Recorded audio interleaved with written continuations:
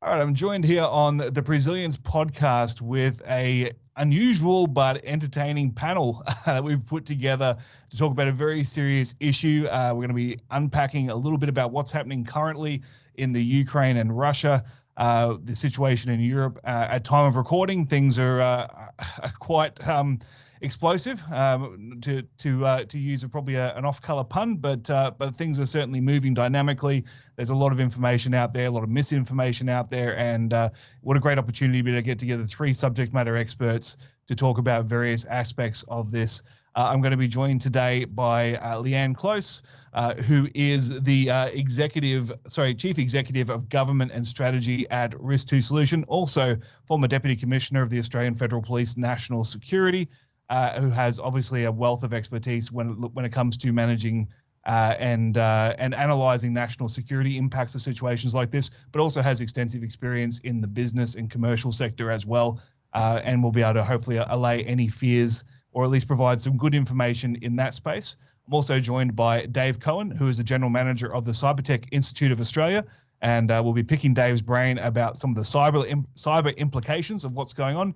And of course, joined by our CEO of Risk2 Solution and the Regional Chair of the Institute of Strategic Risk Management, Australia, New Zealand, Dr. Gav Schneider, who'll be bringing it all together and talking about how we can approach this situation from a strategic risk lens. So what an esteemed panel. Very grateful to have you all on board. Thanks, Joe.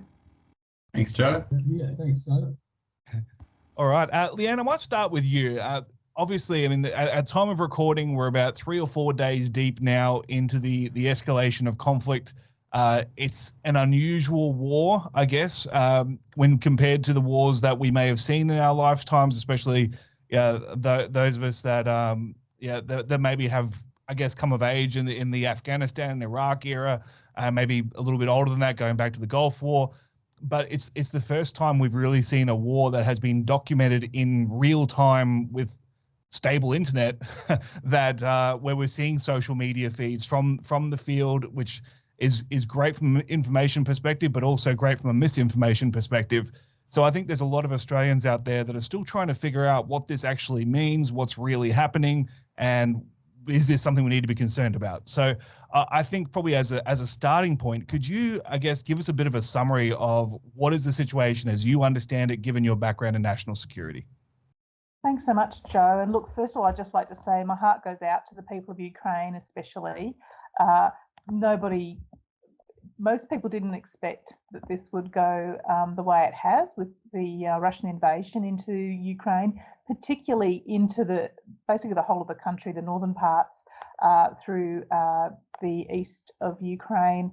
We knew always that the southern parts, Donetsk, Crimea, that they were likely to be areas that could be invaded. So the people of Ukraine have fought magnificently, actually, up to this point. And one point I'd really like to make here at the beginning is around the leadership that we're seeing in the country. The president, has had offers we've seen in the media from the US to leave and to go out maybe to the US or somewhere else, somewhere safe for him and his family. But he's chosen to step up and lead. I think that's a really important point in terms of looking at what's happening on the ground right now. We've seen these sorts of conflicts over many decades, led by various different countries. And always we see if a country is invaded, the people pull together. They come together to fight, whether it's their military, supported by the community. The whole sector is really rallying behind the president and his government right now. What we're also seeing, of course, is, as you said, Joe, the amount of information that's playing real time through normal media sources, through social media sources. We're getting a different perspective, I suspect, to what the Russian community is in many respects. So there's that other side of what the Russian people are have been exposed to in terms of misinformation, disinformation, propaganda that's been put out, which has led, I think, in many respects to quite a lot of confused people in Russia. We're also seeing on the ground some very brave people in Russia who are protesting against the invasion of Ukraine, and they're putting their lives at risk in doing those protest actions because it's a police state. There is bans against people protesting in this way. So in terms of where it's heading to, I think it's really interesting that the protest actions are happening, and the cyber aspects that you talked about we'll touch on again, I'm sure, through the work that Dave and Gav are doing in relation to cyber impacts for Australia. But cybersecurity has always been an issue when Russia's involved in things. I was involved in some of the G20 discussions when Papua New Guinea held G20 several years ago, and it was at the time that Tony Abbott was our Prime Minister, and there was discussions about shirt fronting Putin at that point. The impacts on Australia's cyber network, vulnerabilities with cyber attacks, especially Russian state-sponsored type actors trying to infiltrate Australia for our sensitive information, intellectual property, other ways that we're working. That is a real threat now again. It might be that we're around the other side of the world, but these sorts of attacks are absolutely something that's top of mind of government right now, how to prevent them, how to support our own critical infrastructure, our own businesses, intelligence services, etc. will be looking at this, as well as providing other support in terms of what support can we give to the EU, to NATO, etc. And just probably the final point I'd make is that at the same time as all of this is happening, our governments in Australia are also fighting floods in Queensland, these natural disasters. So there's multiple issues that our governments, our agencies have to be focused on right now. I was even interested to read that there was a major earthquake in Sumatra in Indonesia on Friday with deaths, major injuries, 7 deaths and over 85 injuries. That's virtually gone unreported in Australia, which is really showing, I think, the volatile nature of what we're dealing with right now, and particularly in the Ukraine, and then with our own natural disasters happening here in Australia. Yeah, you raised so many interesting points there about where our attention is and I guess where our vulnerabilities are too, which is a great segue to bring in Dave Cohen. One of the things that I think historically, if you look at the history of Australia's involvement in World War I, World War II, other conflicts, we have been geographically isolated from the conflict. So, I mean, even when we were at war with Japan, and while there was some Japanese operations close to Australia and a couple of submarines, realistically, if you look at the history of the decision making, Australia was way too far away. It would have taken massive supply chain issues to be able to have any impact. It was too sparsely populated. You would have had to march for days before you got to anything worth taking. There was no impetus to ever invade Australia because it was just geographically inconvenient when you're already fighting wars on multiple fronts. But in the modern era, wars don't have to be fought with soldiers. Attacks, revenge, disruptions, they can happen without anyone being anywhere near the actual target. So, Dave, I might loop you in here, just talking a little bit about, certainly we've had a complex relationship with Russia in the past. We know that Russia has a sophisticated cyber espionage capability. We know they've been involved in multiple interesting situations over the last several years with that capability. We also know that President Putin has threatened revenge on anyone or any nation who would support the Ukraine. Australia now has provided financial aid towards the Ukraine. So what do Australian businesses and I guess Australian individuals need to be aware of from a cyber point of view to make sure that we are not disrupted by any state-sponsored cyber terrorism or cyber espionage? Well, Joe, you raise a plethora of interesting points there, which are exactly what the situation is at the moment. And just, sort of looping in, I want to start off with by sharing Leanne's sentiments, and I'm sure the rest of the panel, is that our heartfelt thoughts go out to the victims of this unrest, and we can just hope for a speedy resolution so that no more lives are lost. Joe, going back to how Australia can actually prepare for this and how Australia can sort of become a little bit more proactive. I think we just need to understand the context, and you touched on a very few very relevant points there.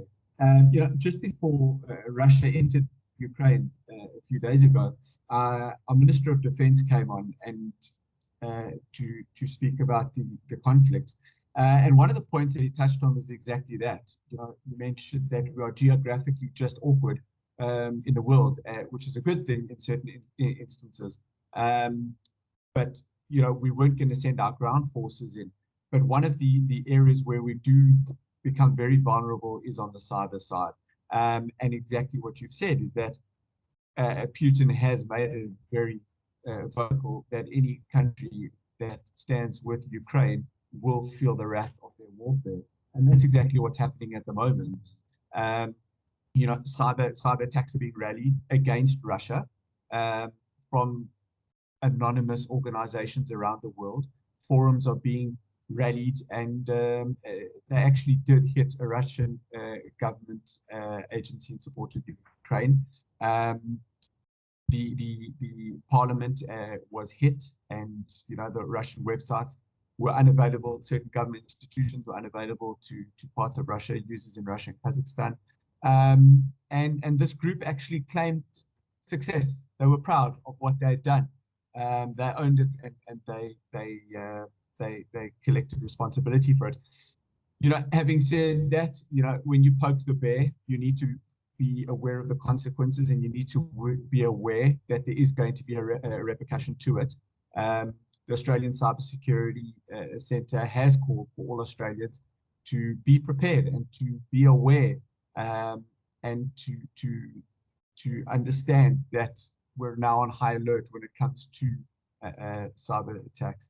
Australia, have obviously imposed sanctions against Russia. I go back to that theory of poking the bear, and the backlash is coming. We need to be prepared of that backlash, and that backlash is going to come in the form of cyber attacks.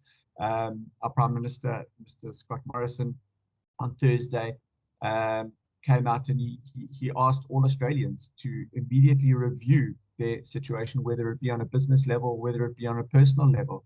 And in a second, I'll touch on one or two of those points that we as Australians can prepare ourselves for to sort of mitigate against some of these attacks. Although the military has built up on Ukraine's border for a long time, and they were ready for this invasion.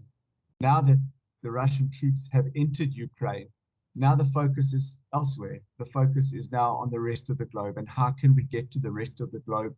And the way that we can get to the rest of the globe is exactly through that, and that is through cyberspace, the shortest and quickest way to get there. And there are various levels of cyber attacks which can happen. Professor Matt Warren from RMIT University, for cybersecurity research and innovation, has attributed our strong support for Ukraine as a massive threat for us. Since Russia has now moved from cyber attacks on Ukraine, he believes they're going around the world, and they're coming straight for Australia because of our support on Ukraine. So the potential attacks that are thought to come from the Russian government, the advanced persistent threat, hacking groups, and by patriotic groups of Russia. These are the guys that are looking to attack us and looking to get into our PCs.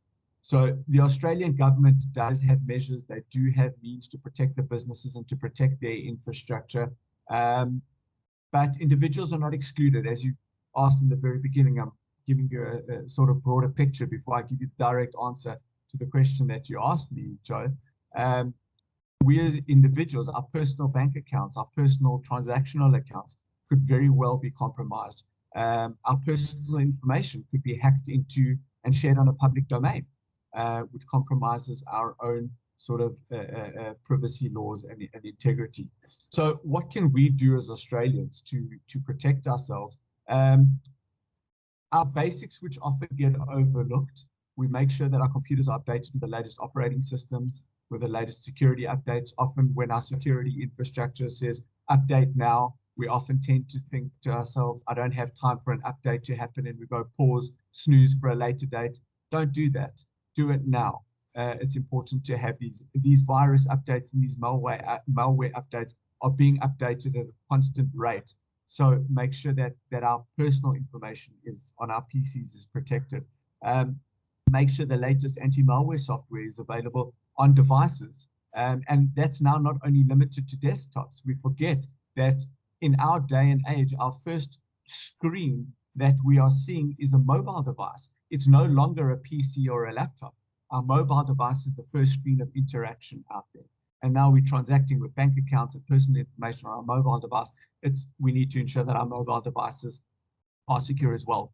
This inconvenience of multi-factor authentication is very important as well. We tend to use sort of one password for everything and go through the easiest point because it's time saving. There's the old phrase penny wise and pound foolish. We want to be penny wise over here. We don't want to be penny wise over here. We want to make sure that all our checks and balances are in order, not just to save time, but actually to be effective. We also actually need to be cyber aware. These risks have the potential to affect everybody, and our negligence, or I wouldn't even say negligence, but our less than obtuse attitude to it could lead to an ongoing consequence later on down the line. And then the most important one, I would say, in my opinion, is to educate yourself, reskill or upskill. Australia is faced with two very important concepts, as it is prevalent around the rest of the world. And those two concepts are a skills shortage and the other is a skills gap. A skills shortage is arisen by we don't have enough individuals in our society skilling in the world of cyber. It's never too late to skill in cyber, whether you want to practice in it or whether you don't. It's never too late to, and we need to get the misconception out of our minds that I don't have an IT background, I don't have a computer background, so therefore I can't go into cybersecurity. It's a misconception, it's a myth. Any person with the will to want to learn cyber, whether it's for knowledge or whether it's for or education or whether it's a profession, it's never too late to go into cyber and learn and protect our own environments. The other the other aspect that we need to address is the skills gap issue. And the skills gap issue is where we have skilled professionals in cybersecurity, but a level of complacency has almost set in.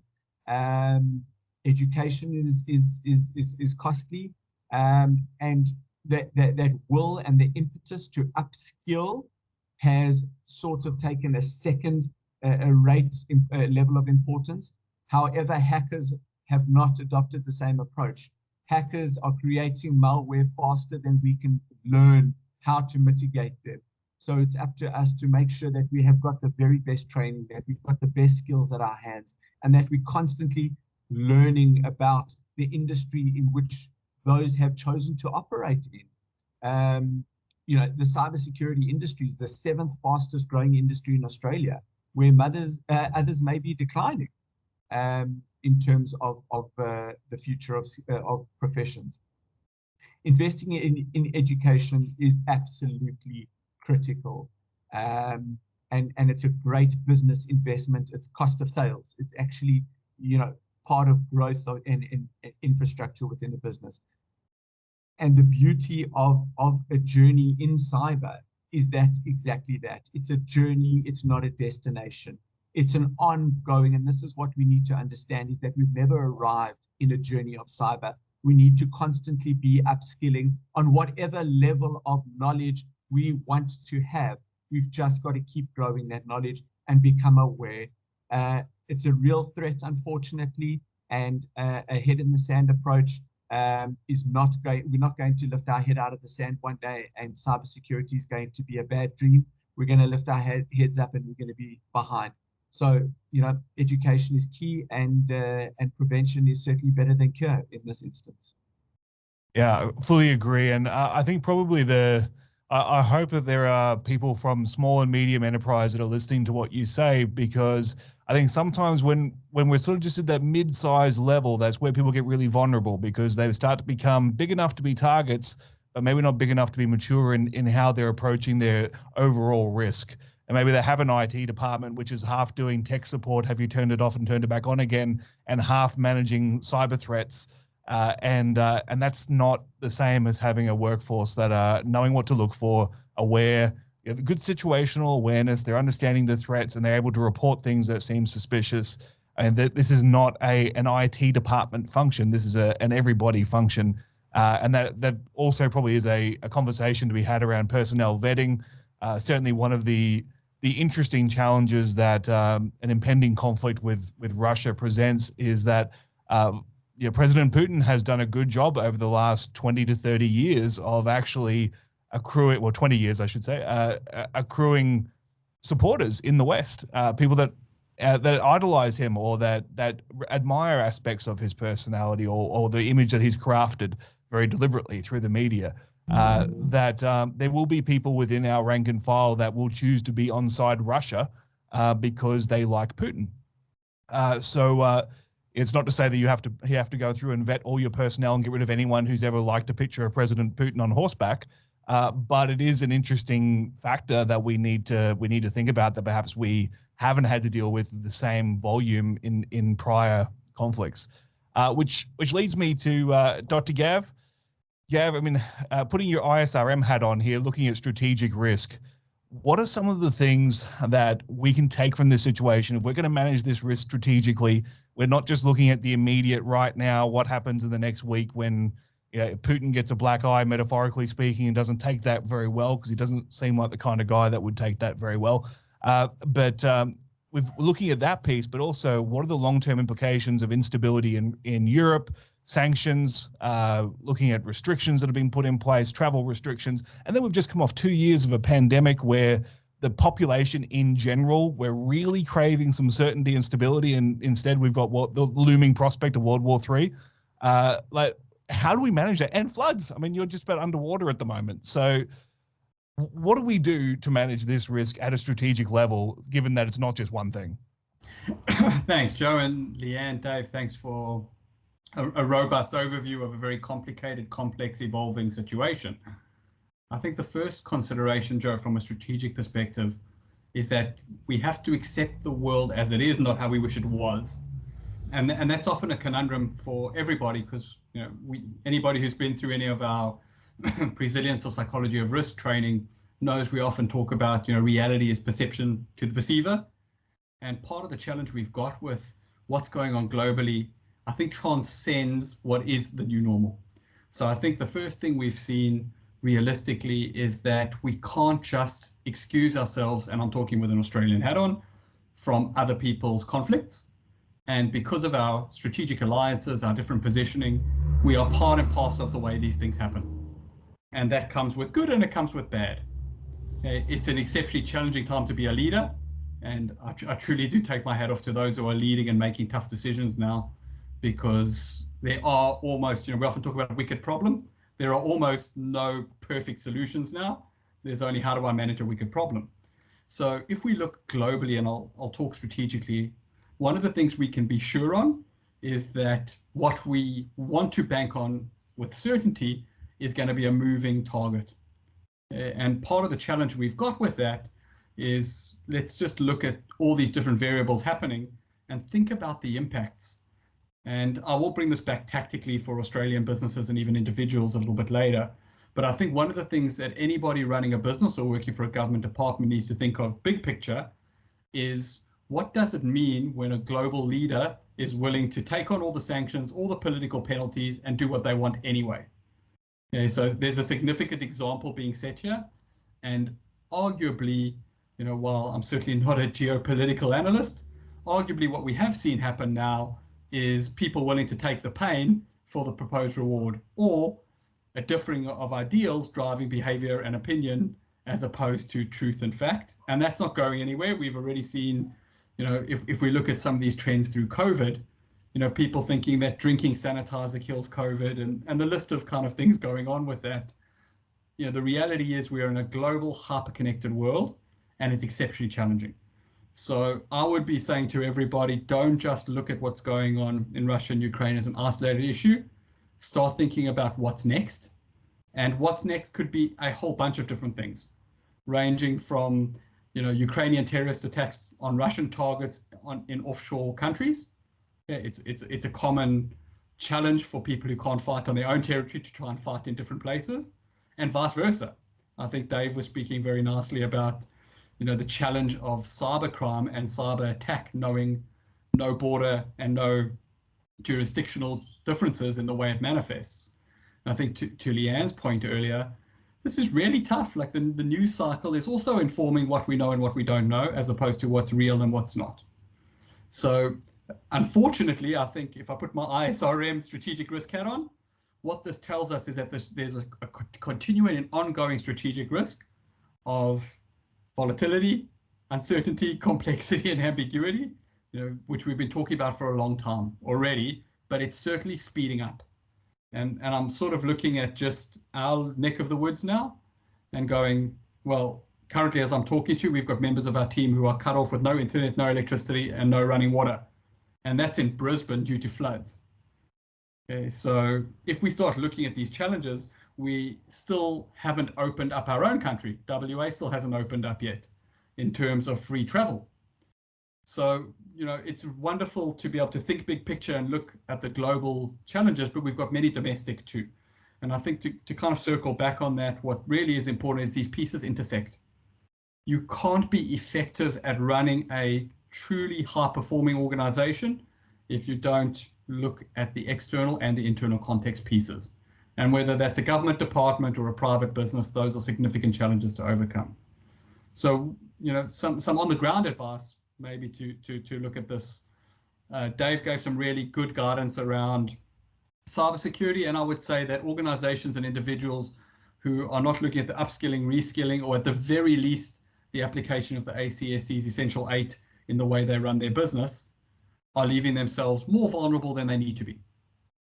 And lots of these intersecting pieces are going to come together, whether it's an increase in insurance premiums, or whether it's the inability to source materials coming out of regions under conflict, or whether it's simply I can't go where I want to go on holiday now that the world is finally opening up. These impacts are significant. I think the other domestic challenges we've got to think about is that every time we have a reason for people to be driven apart, okay, that does exactly what it says it does. It drives people apart, which tends to lead to action. And yourself being an expert in occupational violence, I've heard you talk so many times around how we've seen an increase through COVID of violent behavior or inappropriate behavior. So I think what we've got to be careful of now is we've taken away the coping mechanisms of people to deal with challenges through COVID by isolating them, by removing opportunities for income, by driving away social cohesive structures that link people together. And now we've got further reasons for people to be pulled apart. So, it sounds terrible because we're risk people. People always think we talk about the bad news. Okay, there are opportunities in this, but you're not going to be able to capitalize on those opportunities if you are not prepared to deal with the threats that come first. And it's really prudent to be thinking not just of the cyber threats, but of the supply chain threats, of your staff mental health and well-being, of potential conflict happening within your workplace, just based on the conflicts happening abroad. If I was a betting man, I would say this is the first of several, and we're going to see this roll-on effect happen in other places.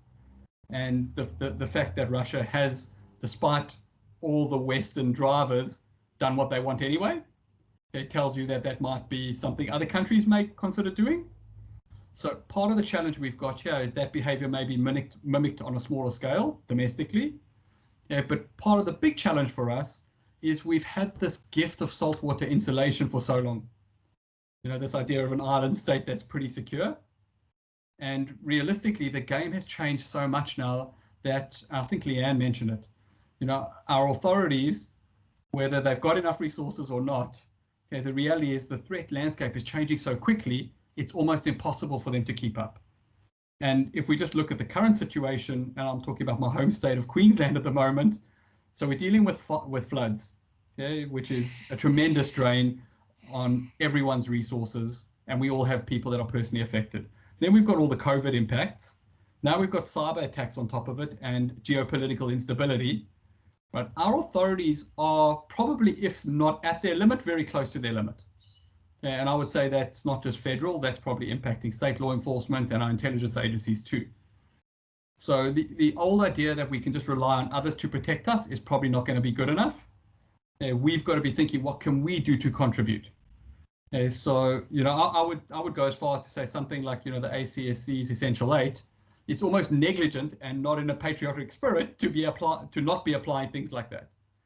To not be looking at what we could be doing around, you see something suspicious, reporting it to the National Security Hotline, and then just looking at your own business and looking at the strategies that you apply. Because we've been so focused on COVID and the COVID limitations, I think what's fascinating, and we could probably do another whole podcast just on this one, is how the media is driving behavior and perception. Because without question, during COVID, it doesn't mean that groups like Boko Haram stopped doing what they were doing. Doesn't mean like Al-Shabaab stopped doing what they're doing, and the list goes on. We just didn't think those things were happening in most Western countries because we weren't receiving the reporting. So part of the challenge we've got now is what's the real picture versus the picture we're seeing. And I would say anybody looking at strategic risk or global business needs to really be looking at what are the real source of information that will drive good decision making, not just the convenient narrative that's coming from one news channel, which makes it really, really tough. And then I'd be saying, just in closing on that people should be thinking of what they can do to help. And when it comes to that, sometimes it's as simple as a donation. And hey, sustainable corporate governance is an important piece too. It's not just about managing the physical threat, but the perceptive threat too. But understanding your people, understanding your business, and trying to forecast the impacts of what's going on is going to mean you can proact, not react. And if we've already seen this. If you're constantly reacting, you're too slow. So probably the moral of the story is there's going to be more disruption. There's going to be more changes. There are more challenges coming. And the idea with this is if you've got somebody who's a chief security officer, chief risk officer, or if you are in a small business and you're the person who's making all your decisions, right? Knowledge is power. And the more information you can turn into knowledge, not just what people are telling you, the better your decision making. I would just say be careful. And we are scanning and looking around, talking to lots of our clients and lots of different people. I think most leaders still aren't out of the leadership and decision fatigue over the last 2 years of constantly battling shifting dynamics with COVID. So it's funny, I'm sure many of the listeners and almost all of us have seen all these memes kind of about how people have just gone from being experts in pandemics and COVID to now being experts in strategy and geopolitics. If we look at one trend that's here to stay, I think the internet is going to make sure that that's a trend that's here to stay and everyone is going to be an expert. So it's less around trying to find the expert and more around trying to find what's useful to you to solve problems you might not even know are coming your way. Thanks, Joe. Thanks, Gav. There's so much to unpack there. I have made the joke before that our future generations will look back on this and call it the Dunning-Kruger era. But I don't think we're too far off that. And look, I guess I'd just like to echo a lot of what you said there. And before we go around the grounds and do some closing thoughts, I guess closing thoughts from me would be organizations need to be aware of what their risks have been prior to COVID, what the risks have been during COVID, what their risks are now, and don't expect that those are going to go away, but also look at how they might be impacted by this. So, Leanne, you and I have had a conversation previously around the rise of right-wing terrorism. We know that Putin is revered in some right-wing circles. There may be an element of that right-wing extremism that are looking for a leader or looking for a cause. That if there was a call that came out through Russian channels to sabotage or to infiltrate or to do anything like that within an organization, there might be those that are susceptible to that based upon the doctrine that they've absorbed the last 2 years. I certainly know, just looking at news feeds the last few days, there are people that are not Putin sympathizers that are now taking Putin's side purely because the mainstream media is telling them he's the bad guy, and they firmly believe the mainstream media is the bad guy, therefore anything they say is the opposite world. So there's a lot of different pieces that might impact all the other issues that we've been dealing with, this is just another interesting ingredient thrown into the recipe, I guess, to be situationally aware and to be risk intelligent with how we approach things. So I might just go around and just go one by one. Any closing thoughts, starting with you, Leanne? Thanks, Joe. So just along those thought lines, I think there's quite a bit of information out in the last day or two around how Australians should and shouldn't react to what's happening over there. And you've touched on quite a few there. There are some real concerns that Australians will be emboldened to either travel to the Ukraine or to Russia There's concerns about safety of Australians in Russia and Australian business interests as well in that region, as well as potential for protest actions. We've seen some demonstrations and other things that are very peaceful at the moment in Australia, but that could, at any time erupt, as you indicate there, about how Australians may or may not feel. Another interesting fact that's happening right now in the Ukraine itself is their concern about Russian saboteurs and people amongst the population who are supporters of Russia, who've either been placed there or generally support what's happening, and symbols and other interesting, processes for people to identify targets in Ukraine, potentially for Russian bombing, Russian troops, etc. All of those things have a potential impact back in Australia, as you say, Joe, for people's allegiances to come out for whatever the reason is. So I think my final comment really will be around be discerning about the information that you have, read widely, understand things widely, don't just take your information from one source, and that goes for whether it's this conflict or any other things to do with your business, geopolitics, how to manage staff, etc. There's a lot of information out there, and trying to work your way through what's factual and what's not is quite challenging, but it's really important, and it's incumbent on us all to do that. Thanks, Joe. Well said. Dave, over to you. Any final thoughts? Yeah, Joe, thanks for that. As you quite rightly mentioned, this is a topic that I'd love to unpack over many more podcasts to come. There's just a wealth of information here that could be delved into further. But I think us as human beings, one of our basic intrinsic human nature factors is our resistance to change, and our inability to sort of Gav mentioned that we've got all of this fatigue, and when I say all of this fatigue, I'm referring to Australians having come out of fires and COVID and floods, and we're craving to get back to normal, and we're craving to get back to what we perceive normal to be, and we're sort of in the hunt for where we want to go. But unfortunately, for whatever reason, our time is not right to be there just yet. And we still need to be resilient, and we still need to be aware and cautious and protect our environments in which we're in.